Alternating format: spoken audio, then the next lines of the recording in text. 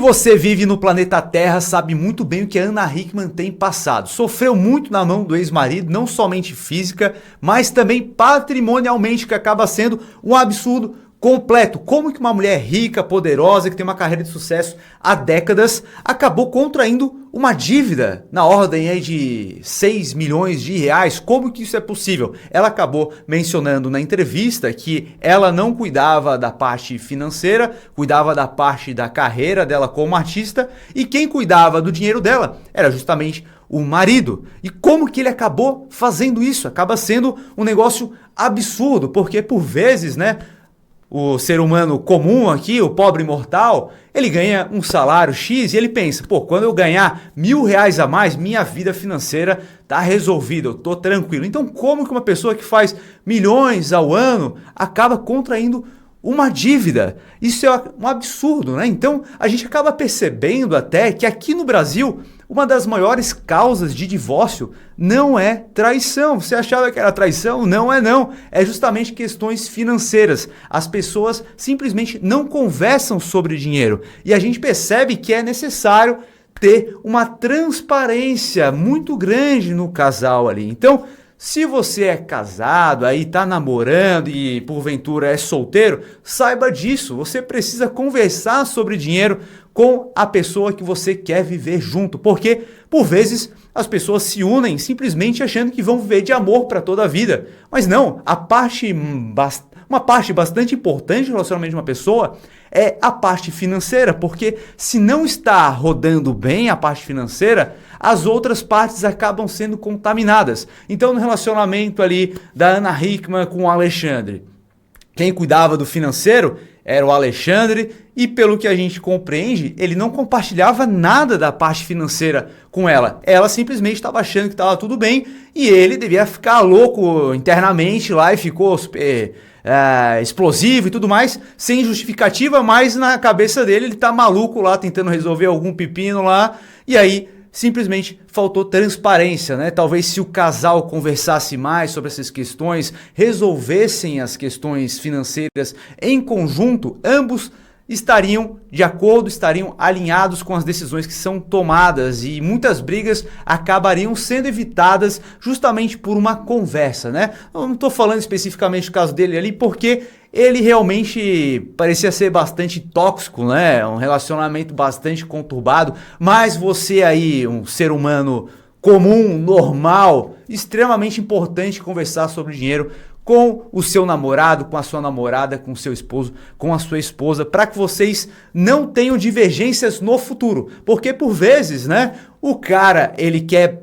dar uma banca de que ganha bem e tudo mais, né? Tem esse padrão de vida aqui mais elevado e tudo mais, e ele não fala quanto que ele ganha, ele chama a responsabilidade ali para si, e simplesmente o tempo vai passando e ele pode começar a se dar muito mal financeiramente, só que ele não conta para a esposa que ele está passando por uma dificuldade, sempre com a esperança de que daqui a pouco vai melhorar, as coisas vão melhorar e vai dar tudo certo. E não melhora, e ele começa a acumular dívidas e não fala, e ele começa a ficar diferente.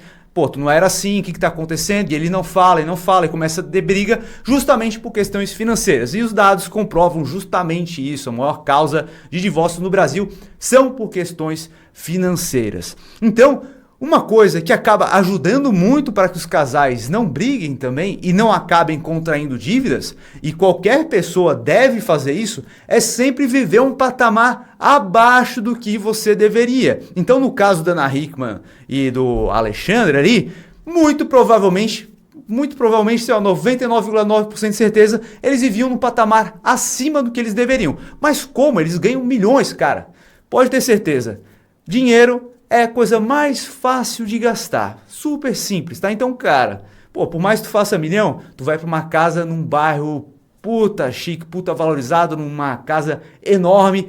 E uma casa enorme, meu filho, tem funcionário pra caramba. Tem mais funcionário numa casa como a dela do que em muita empresa de médio porte aí, cara. Então sabe-se lá quantos funcionários tinha naquela casa, e para manter essa quantidade de funcionário é muita grana. Então, simplesmente com o funcionário já vai um salário aí de 10 cidadãos brasileiros por ano facilmente, cara. Então é uma coisa que a gente precisa ter em mente, viver sempre um patamar abaixo, e à medida que você aumenta a tua remuneração, aí sim você aumenta o teu patamar de vida, mas não aumenta no limite e nem acima, né? Porque tem muitas pessoas que acabam vivendo acima ainda do que elas deveriam, e aí sim vai contrair dívidas. Então, viver um patamar abaixo é fundamental para a saúde financeira de um casal. Outro ponto é não definir objetivos em conjunto, né? Cada um vive vida financeira, as vidas financeiras separadas. Então, sentar, conversar sobre o dinheiro e elencar objetivos pessoais de cada um. Então, eu gostaria muito de trocar de carro ano que vem. Mas eu gostaria de fazer uma viagem no ano que vem. Então, cada um elenca suas prioridades pessoais, elenquem prioridades do casal. Então, o casal vai colocar seus planejamentos. Vocês vão pegar esses objetivos, tanto pessoais quanto os do casal, e vão elencar prioridades. Então, dessa forma, ambos estarão de acordo em atingir aqueles objetivos em conjunto. Então, dessa forma, muitas brigas acabam sendo evitadas. Porque vocês estão vivendo em casal. Então, se você tem um objetivo pessoal e você começa a gastar ali, o outro olha para isso, a gente poderia ter feito aquele objetivo que a gente tem em casal muito mais cedo. E aí gera briga, né? Então, se vocês elencam prioridades, isso acaba sendo muito importante para que vocês tenham um relacionamento na parte financeira muito mais estável e sadio. Outro ponto fundamental. Você tem um planejamento financeiro? Você já fez um planejamento do orçamento de casa? Porque se você for na rua e perguntar para uma pessoa quanto que ela gasta para viver, a pessoa vai falar, eu gasto muito dinheiro. Tá, muito quanto? Bastante.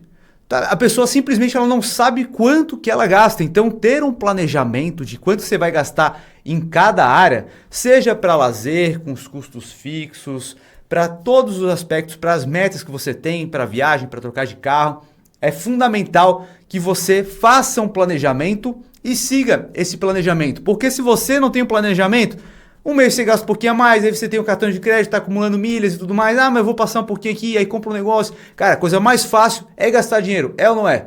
Então, a gente precisa se ater a um planejamento. Porque, como você vê, no caso da Ana Hipka, eles ganham milhões, mas mesmo assim conseguiram se endividar. E a gente acaba percebendo muito isso, né? A gente tem casos aí de altos funcionários do escalão público aí, né? A gente já viu promotor, juiz reclamando de seus salários que são insuficientes para manter o padrão de vida deles. E é justamente aquele ponto, eles vivem um patamar acima. Então, simplesmente, eles não investem também pensando no futuro. Eles simplesmente ganham aquela remuneração e aquela remuneração deve ser gasta por completo. E a partir do momento que nasce um filho, agora eu tenho um filho e aquele meu padrão lá já não consigo manter, mas não tem como descer. E agora eu tenho um filho, tá faltando dinheiro. E aí começa a vir dívida. Então a gente precisa também investir pensando lá na frente. Isso é fundamental para que a gente possa ter uma vida financeira mais tranquila. Além disso, para que a gente possa ter essa vida financeira tranquila, é importante a gente formar uma reserva de emergência, porque problemas acontecem. Então a gente precisa separar uma partezinha do nosso dinheiro ali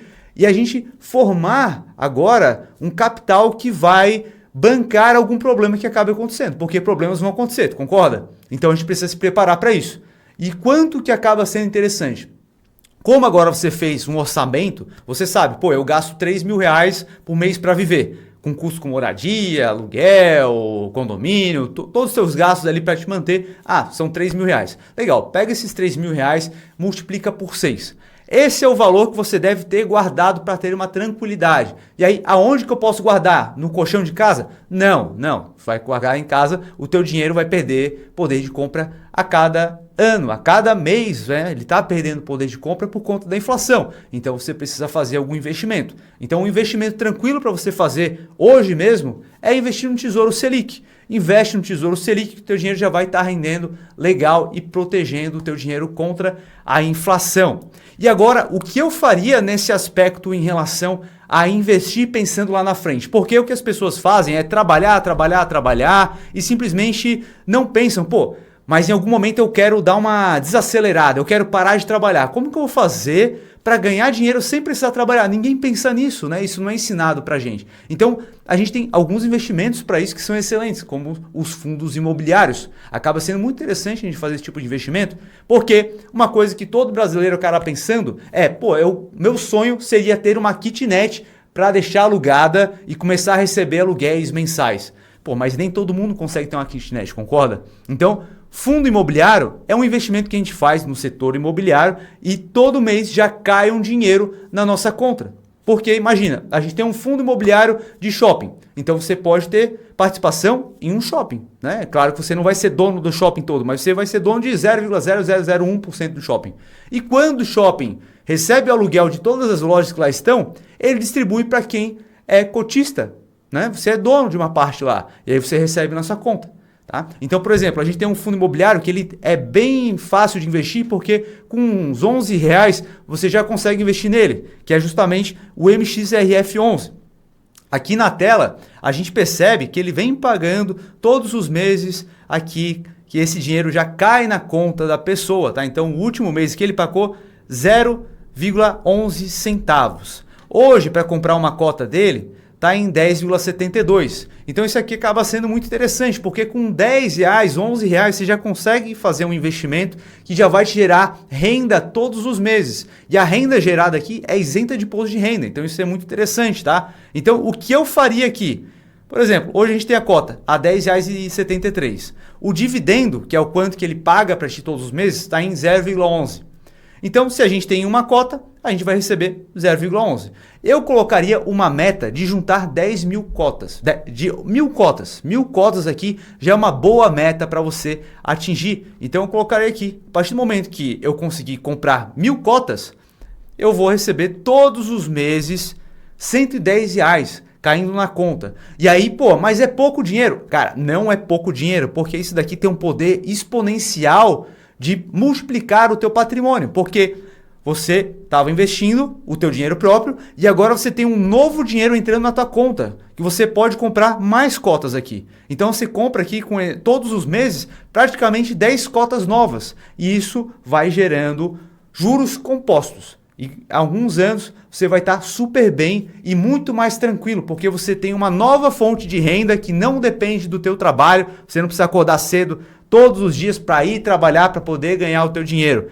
Simplesmente está em casa e o dinheiro está caindo na conta. Então, se você quer aprender mais sobre investimentos, siga aqui o canal, aperta no botão vermelho aí, ative a notificação. Todos os dias a gente está soltando vídeos aqui no canal para que você possa aprender a investir. E se esse vídeo aqui te ajudou de alguma forma, deixa um dedo no like. Eu vou ficando por aqui e a gente se vê no próximo vídeo.